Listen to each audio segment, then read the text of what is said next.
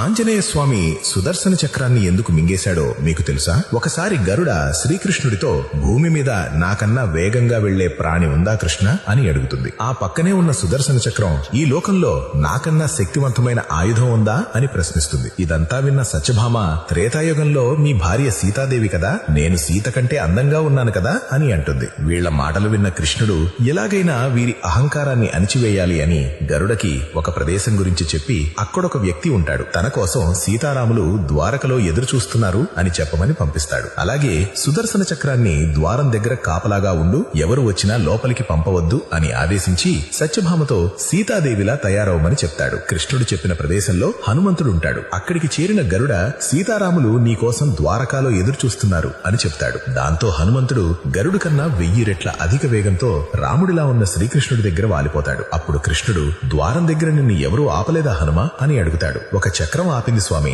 దాంతో యుద్ధం చేస్తే మిమ్మల్ని కలవడం ఆలస్యం అయిపోతుంది అని దాన్ని మింగేశాను అని అంటాడు. ఇంతలో అక్కడికి వచ్చిన సత్యభామని హనుమంతుడు చూసి, ఈ చెలికత్త ఎవరు స్వామి, సీతమ్మ ఎక్కడా అని అడుగుతాడు. ఇలా శ్రీకృష్ణుడు హనుమ ద్వారా ఒకేసారి 3 కళ్ళు తెరిపిస్తాడు. ఫ్రెండ్స్, జై శ్రీకృష్ణ అని కామెంట్ చేయండి.